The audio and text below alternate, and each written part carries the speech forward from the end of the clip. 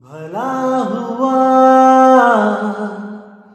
मेरी माला टूट गई, मैं राम भजन से छूटी। भला हुआ मेरी माला टूट गई, मैं राम भजन से छूटी। मेरे सिर से टली बला, भला हुआ मेरी माला टूट गई, मैं राम भजन से छूटी। मैं राम भजन से छूटी।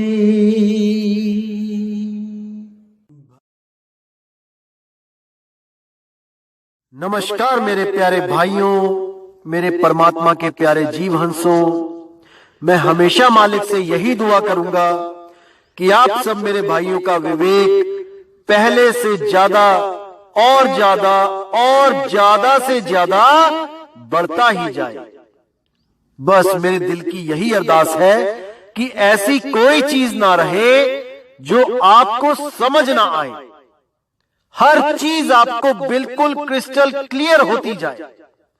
बस यही चाहूंगा मैं, यही अरदास करूंगा उस बंदी छोड़ से, उस परमपिता परमात्मा से कि वो आपके विवेक शक्ति में बढ़ोतरी करता ही जाए और ऐसा कोई भी अज्ञान ना रहे इस दुनिया में जो आपको 1% भी भ्रमित कर पाए। कुछ ना रहे ऐसा। आपका ये भाई आपकी पूरी मदद करने के लिए तैयार है। बस आप निष्पक्ष भाव से इस सत्संग को सुनते रहिए और उस पर विचार करते रहिए। विवेक लगाइए कि जो मैंने बात कही है वो सत्य है या असत्य है। जवाब मेरे भाई आपके अंदर से ही आएगा। उस परमात्मा का जवाब आपके अंदर से आएगा। बस उसको पहचानने की कोशिश करो। साहिब बंदगी। और दोस्तों, आपको बताना चाहूंगा कि काफी दिनों से कुछ लिंक व्हाट्सएप पे शेयर किए जा रहे हैं जिसमें कुछ गुरुओं की फोटो लगाई गई है और कुछ भड़काऊ से शब्दों से टाइटल दिया गया है। दोस्तों, ऐसे किसी भी चैनल से हमारा कोई लेना देना नहीं है। आप उनको बिल्कुल ना देखें, बिल्कुल भी ना देखें, क्योंकि वो सत्संग हमारे ही अपलोड कर रहा है और गलत फोटो लगा लगा के दुनिया को भ्रमित कर रहा है। बिल्कुल भी उनका चैनल ना तो सब्सक्राइब करें और जिन्होंने किया है वो अनसब्सक्राइब कर दें। बिना मेरी परमिशन के जो सत्संग अपलोड किए जा रहे हैं ये बिल्कुल गलत बात है। आप ये सब बंद करें। और कोई भी मेरा भाई अगर अपने चैनल पे कोई सत्संग मेरा चलाना चाहता है तो पहले परमिशन लो। प्रचार में योगदान करना है तो बिल्कुल सही तरीके से करो। किसी भी गुरु की फोटो नहीं लगानी है। सब गुरु मेरे बड़े अपनी अपनी ठौर। शब्द विवेकी पारखी सो माथे कम और। हमने हर गुरु की इज्जत करनी है। हमें किसी भी गुरु से हमारा वैर नहीं है भाई।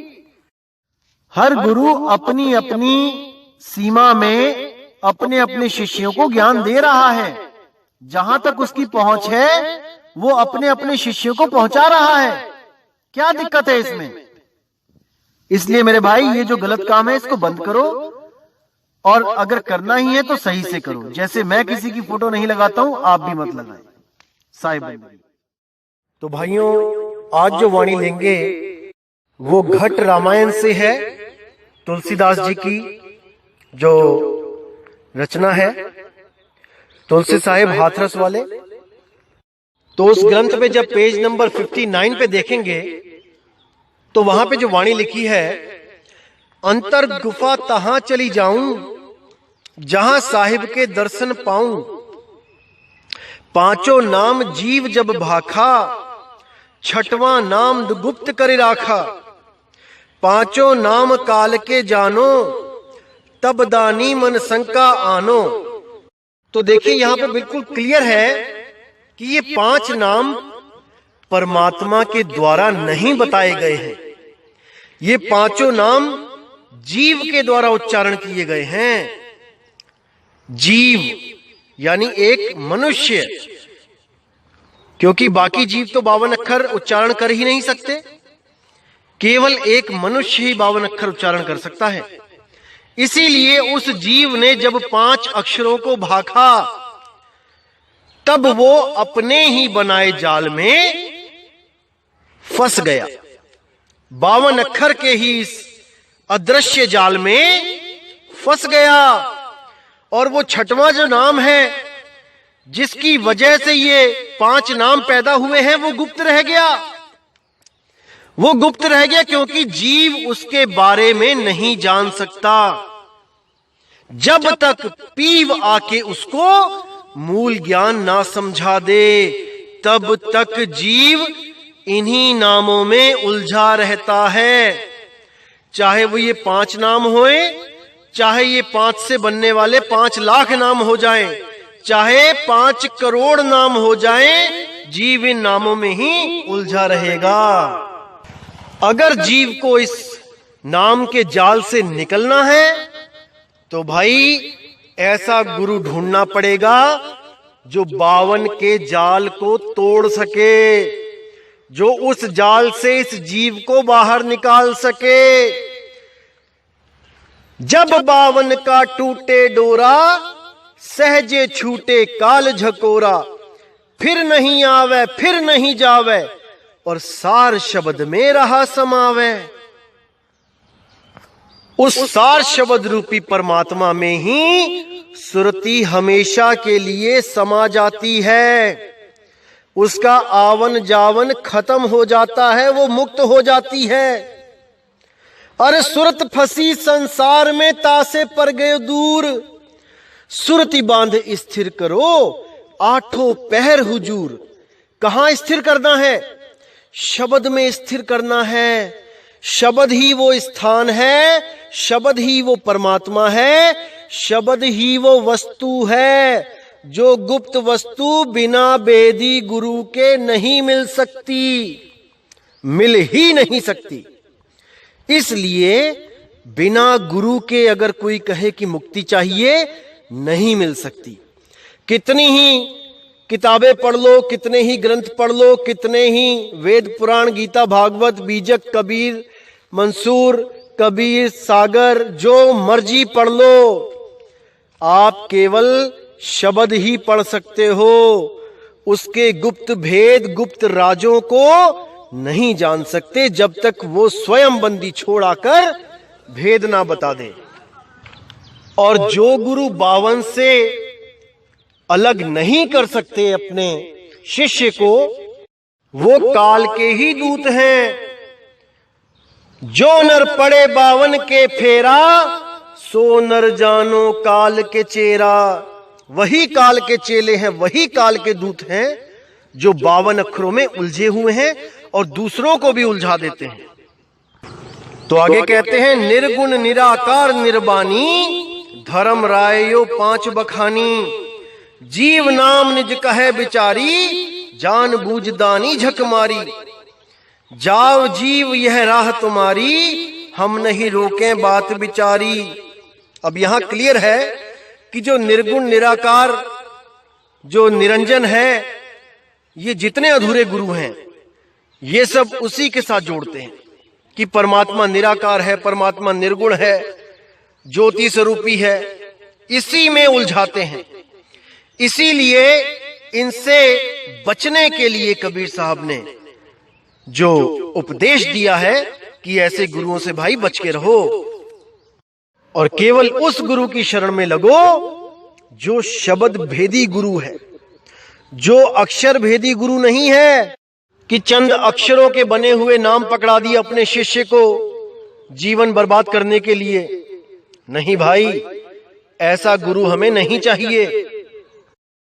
कि नाम दे दिया ओम कलियम हरियम शरियम सोहम सत्यम, या दे दिया ज्योत निरंजन ओंकार आरंकार सोहं सतनाम, या पकड़ा दिया सतपुरुष अकाल मूर्त शब्द स्वरूपी राम, या पकड़ा दिया ओम नमो भगवते वासुदेवाय नमः, या पकड़ा दिया हरे कृष्णा हरे राम। कोई भी नाम अगर गुरु ने पकड़ा दिया तो समझ जाओ मेरे भाई कि आप 52 अक्षर में ही उलझा दिए गए हो। चाहे वो सत्य कबीर ही क्यों ना हो, सत्य कबीर का भेद जब तक नहीं मिलता मुक्ति नहीं हो सकती।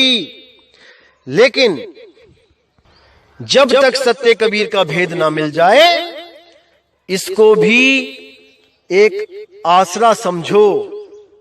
जब तक सत्य कबीर का भेद ना मिल जाए, जैसे कोई भी वस्तु जो आप ढूंढते हो, अगर उसका नाम पता है तो भाई 99% चांस होते हैं कि आपको वो वस्तु मिलेगी।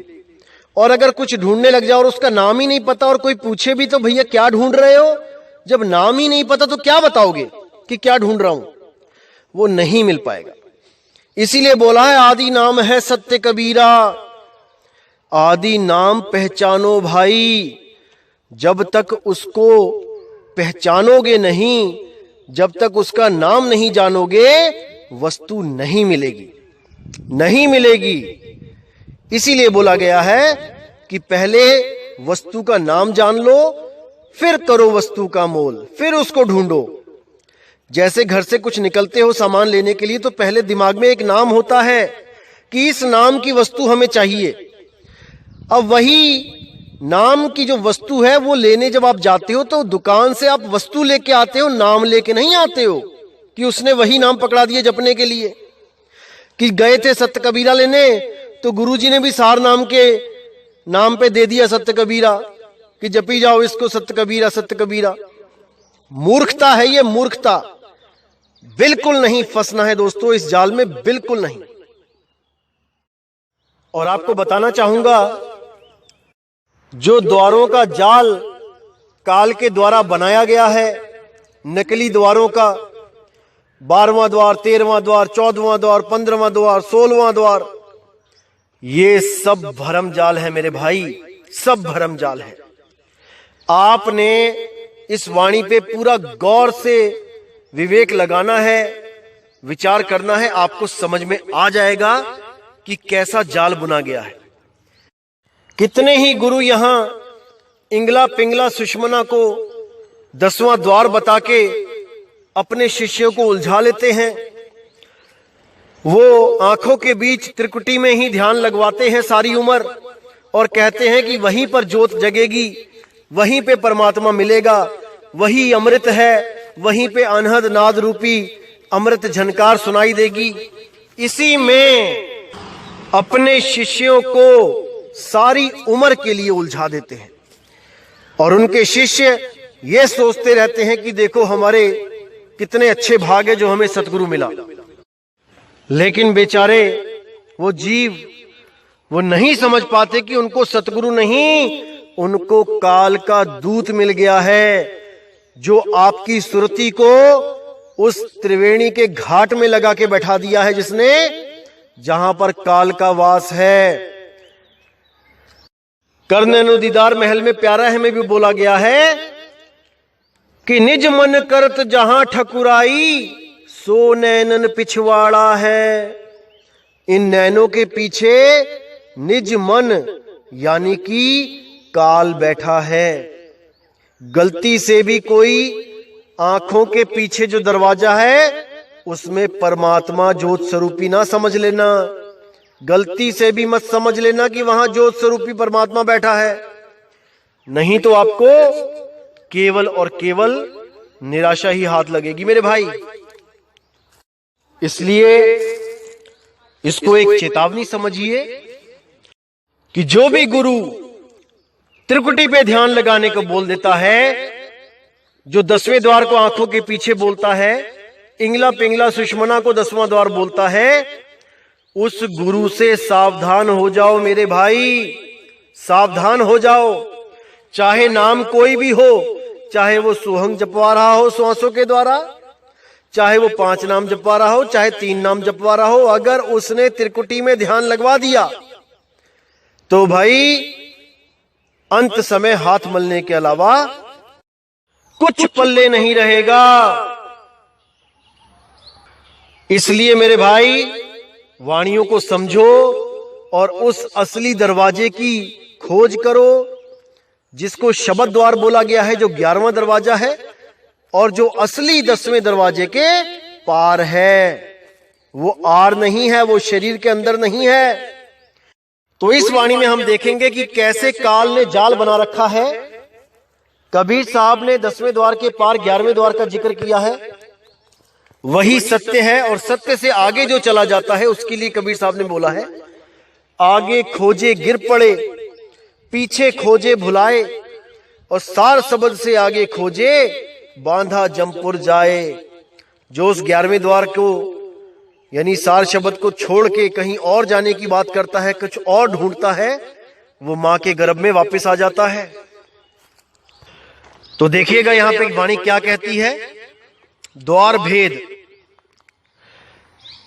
प्रथम सहस कंवल में द्वारा, दूसर अकह कंवल के पारा, तीसर द्वार गगन के नीचे, चौथा द्वार अधर के बीचे, जहां बैठा कंदर काला, जिन्हीं बिछाया जग जम जाला, पंचम द्वार 10 दिस बाहिर, मन सब बैठा जग में जाहिर, भवर गुफा बिच 6वां द्वारा, कवल भवर तहां बसे नियारा, 7वां द्वार 10 के दहिना, 5 भूत सूत बिन सेना, 8वां मूल चक्र के माही, बैठा मूल मोह रसराही, 9वां द्वार ताल में होई, श्वासा पवन चलावे सोई, ये 9 द्वार काल के जाना, 10वां द्वार अधर बखाना, द्वारा चारी गुप्त गुहराई, जाने साध संत जिन पाई,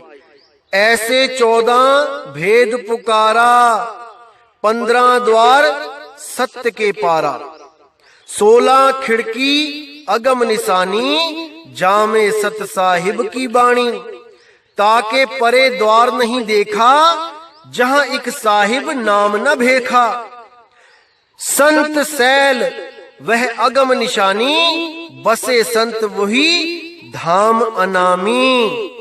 अब यहां पर इन्होंने बोल दिया कि भैया 10, 11, 12, 13, 14, 15 से बात नहीं बनेगी, 16 द्वार हैं, 16 खिड़की हैं। वहां पर देखा कि सत साहिब है, बैठा है वहां पे, और ताके परे द्वार नहीं देखा, इसके आगे कोई द्वार नहीं है, 16 तक ही एंड है। अब ये सब दोस्तों मन का खेल है, ये सब मन ने इन संतों को जो भरमा दिया है, वही इन्होंने अपनी वाणियों में लिख लिख के आगे जीवों को भरमा दिया है। बिल्कुल क्लियर है।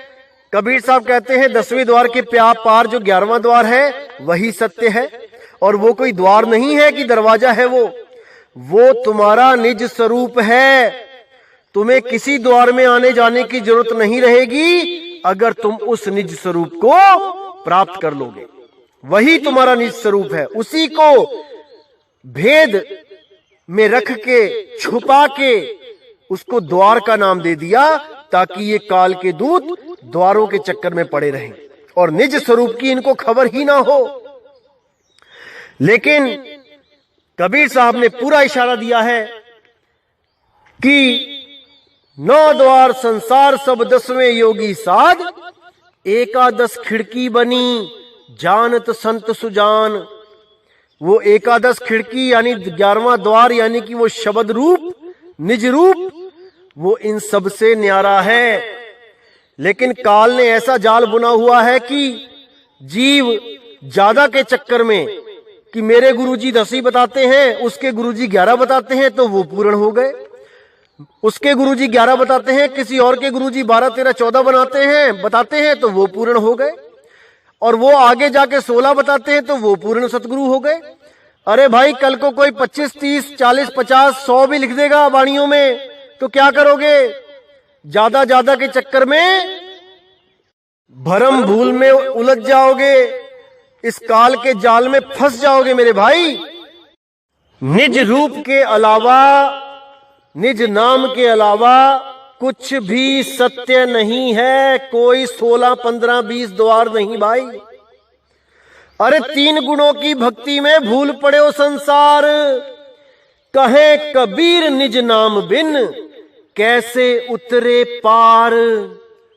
कैसे उतरोगे पार जब तक तुम्हें तुम्हारा निज नाम देने वाला बंदी छोड़ सतगुरु ना मिल जाए। तब तक कैसे मुक्ति मिलेगी भाई? कभी नहीं मिलेगी। तो इस वाणी से बिल्कुल क्लियर हो गया कि भाई ऐसे ऐसे मन के खेल हैं। मन जो भरमाता है, आगे से आगे द्वार दिखाता रहता है और जीव बेचारा उस मन की चाल में उलझता चला जाता है। इसने बड़े बड़े संतों को नहीं छोड़ा भाई, इसने बड़े बड़े भक्तों को नहीं छोड़ा, किसी को नहीं बख्शता। ये असल में इस मन का जो जाल है वो केवल ये है कि ये आपको कल्पनाओं में जीना सिखाता है। जैसा आपको गुरु मिलेगा, जैसा ज्ञान आपके दिमाग में फीड कर दिया जाएगा, ये मन वैसी ही कल्पनाओं का दृश्य तुम्हारे सामने रख देगा। अगर तुम्हें ऐसा गुरु मिल जाए जो कहे कि परमात्मा के 4 सिर हैं, 8 हाथ हैं, और आप अगर उस पर दृढ़ विश्वास कर लो तो भाई आपको ध्यान में ऐसा ही परमात्मा दिखने लग जाएगा जिसके 4 सिर और 8 हाथ हैं। और आप खुद गवाही दोगे कि हां गुरुजी, जो आपने बोला है बिल्कुल सत्य है। मैंने देखा है, जैसे आज के टाइम में जो गुरु बैठे हुए हैं वो क्या बताते हैं शिष्य को कि सतलोक चलो, वहां पर सोने की सड़कें हैं, खजूर है, काजू है, किशमिश है, हीरे पन्ने मोती लगे हैं दीवारों में, वहां पे विमान खड़े हैं, अपने अपने घर पे एक एक विमान मिलेगा सबको। और जैसी कल्पनाओं में जीव को डाल दिया जाता है, वो जीव वैसी ही कल्पनाओं में जीने लगता है। उसके सपने में भी यही दिखाई देने लग जाता है कि मेरे गुरुजी मुझे लेके गए, वहां पर सोने की सड़कें थीं, वहां इंद्र बैठा हुआ था, वहां पे डांस चल रहा था, वहां से आगे चले गए पार ब्रह्म के लोक में चले गए। पता नहीं क्या क्या ये मन उलझा उलझा के उनको भ्रमित करता रहता है, और वो लोग बेचारे इसको सत्य मानकर अपने गुरु के अटल शिष्य बने रहते हैं, क्योंकि उनको मन का खेल नहीं पता ना भाई। अभी इस मन का खेल बहुत खतरनाक है, बहुत खतरनाक। बड़े बड़े जोगी, सिद्ध, तपस्वी, जटाधारियों को इसने नहीं छोड़ा। हजारों साल तपस्या करवा के उनकी भक्ति जीरो कर डाली। एक को भी नहीं छोड़ा इसने, एक को भी। अरे मन ही स्वरूपी देव निरंजन तुम्हें राख भरमाई हो। मन ही स्वरूपी देव निरंजन, यानी कि मन के स्वरूप का ही जो काल निरंजन है, वो कुछ लोग समझते हैं कि काल अलग है और मन अलग है, मन काल का एजेंट है। नहीं भाई, मन और काल ये दोनों एक ही चीज है, एक ही चीज है। काल साकार कह देते हैं, मन को निराकार कह देते हैं। ये दोनों ही एक ही सिक्के के 2 पहलू हैं, हेड और टेल, लेकिन सिक्का एक ही है भाई। इसी को साकार ब्रह्म और निराकार ब्रह्म कह दिया जाता है। आने वाली ऑडियोज में मैं सत्संग में पूरा क्लियर करके बताऊंगा कि कैसे ये साकार होता है, कैसे ये निराकार होता है, कैसे ये भ्रमित करता है, कैसे ये जीवों को खाता है। हर चीज क्लियर होगी, बस आप विवेक के द्वारा सत्य सत्य का निर्णय करते चले जाएं। तो दोस्तों, उम्मीद करता हूं कि आज आपके दिमाग से ये द्वारों का चक्कर पूरी तरह खत्म हो चुका होगा कि 11वां, 12वां, 13वां, 14वां, 15वां बढ़ते ही जाना है, बढ़ते ही जाना है जब तक अंत ना आ जाए। दोस्तों, ये सब भरमजाल है, इसको अपने दिमाग से बिल्कुल निकाल दो। और जो भी संत आपको तुलसी साहिब जी की वाणी दिखाकर इंगला पिंगला सुषमना के द्वार में जाने के लिए जो इशारा कर दे गुरु, समझ जाना दोस्तों वो काल का ही दूत है। और वाणी कौन सी दिखा के? रास्ता शाहरग में है दिलबर पे जाने के लिए, दिल का हुजरा साफ कर जाना के आने के लिए।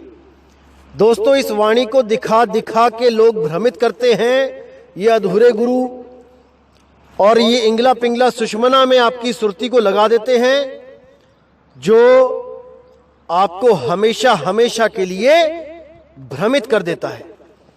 ये रास्ता ऐसा रास्ता है दोस्तों, उस भूल भुलैया की तरह है, एक बार जो इसमें चला गया वो बाहर नहीं निकल सकता।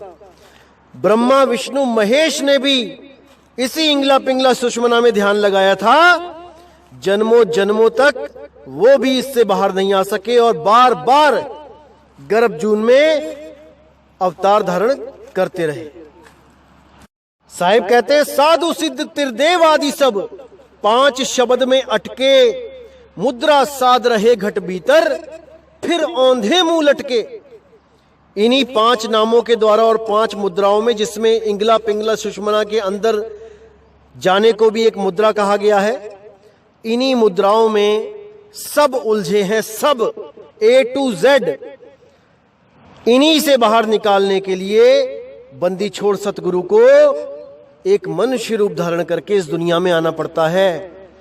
और आकर वो एक ऐसा रास्ता बताता है जिससे आपको अपने ही स्वरूप की प्राप्ति हो जाए। अपने निज स्वरूप को प्राप्त करके आप हमेशा के लिए जन्म मरण से मुक्त हो जाएं। उसका केवल यही काम है इस दुनिया में आने का, ना कि अपना नाम जपवाने का। अरे भाई वो अपना नाम जपवाने नहीं आता है, वो आपको आपका नाम देने आता है। आपको आपका नाम, आपका निज नाम। तो दोस्तों उम्मीद करूंगा कि आज के सत्संग से आपको कुछ और विवेक की जागृति हुई होगी, काफी भ्रम निकल गए होंगे इस दिमाग से और सत्य की तरफ एक और कदम आपने बढ़ा दिया होगा। तो दोस्तों मैं आपसे विदा चाहूंगा। जय गुरु बंदी छोड़ वैराग साहिब, जय गुरु बंदी छोड़ साधु शरण साहिब जी, जय गुरु बंदी छोड़ मदन साहिब जी, जय जय सतगुरु बंदी छोड़ सतगुरु सत्य कबीर साहिब की सदा ही जय हो, सदा ही जय हो मेरे मालिक की साहिब बंदगी सतनाम।